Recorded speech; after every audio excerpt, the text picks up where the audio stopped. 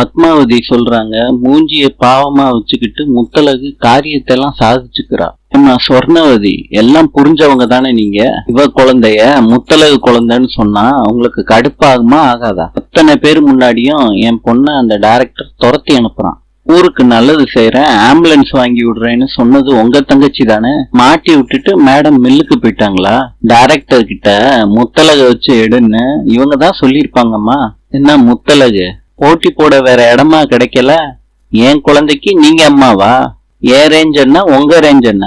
அடிச்சோம் நான் தான் ஏமாந்து நிக்கிறேன். பூமி சொல்றாரு, அஞ்சலி கொஞ்சமாவது நம்புற மாதிரி பேசு, மயக்கத்திலே இருக்காத. இதெல்லாம் முத்தழகு சொல்ல வேண்டிய விஷயம், நீ மாத்தி சொல்லிக்கிட்டு இருக்க. குழந்தை அவங்கள பார்த்து சிரிச்சா நீ போய் குழந்தைகிட்ட கேளு. உன்னைய மாதிரி இந்த வீட்டுல யாரும் பிளான் பண்ணி எதுவும் செய்யல.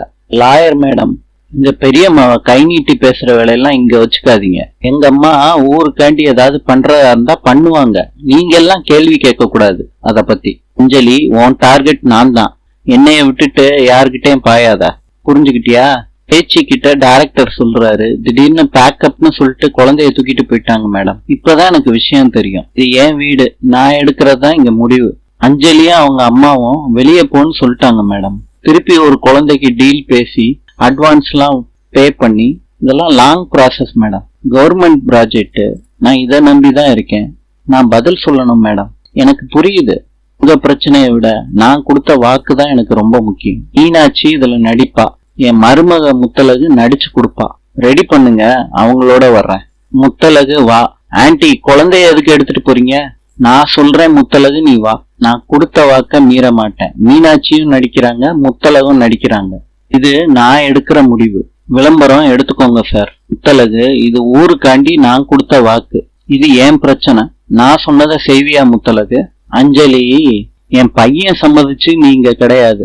நான் தான் உனக்கும் குழந்தைக்கும் அடைக்கலம் கொடுத்துருக்கேன், அதை ஞாபகத்துல வச்சுக்க. நீ இனியும் இங்க இருக்கணும், குழந்தைக்கான உரிமை கிடைக்கணும்னு நீ நினைச்சா அமைதியா போ, இல்லாட்டி உனக்கு இங்க இடம் கிடையாது. முத்தழகு, அவங்க கேக்குற மாதிரி நடிச்சு கொடு. அம்மா, என்னைய விட முத்தழகு என்ன நடிச்சு கிழிக்கிறான்னு நான் பாக்குறேம்மா. நான் இல்லாம நடிக்கவோ முகம் கூட என் பொண்ணு காட்ட மாட்டா. ஓகேவா மேடம்னு சொல்றப்ப குழந்தை அழுகுது. டைரக்டர் சொல்றாரு, ஒரே குழந்தையா இருந்தாலும் வேற வேற ஆக்டர் கூட நடிக்கும், ஆனா நீங்க எல்லாம் ஒரே குடும்பம் தானே. பத்மாவதி சொல்றாங்க, ஆனா நாங்க வேற வேற ரத்தமாச்சே. அஞ்சலி கிட்ட அந்த குழந்தைய கொடுத்து பாருங்க, ஏன் இன்னும் அலறதுக்கா அப்படின்னு பேச்சு சொல்றாங்க. அஞ்சலி கிட்ட போன உடனே குழந்தை அழுகையே நிறுத்திடுச்சு.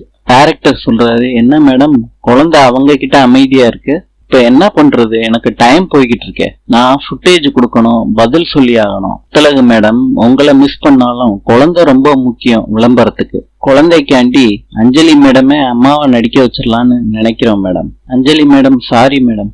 உண்மையான அம்மா நீங்க இருக்கும்போது வளர்ப்பு அம்மா கூட குழந்தை ஒட்ட மாட்டேறா. நீங்க வாங்க, ஷூட் போலாம். நான் பேசினதெல்லாம் மன்னிச்சிருங்க.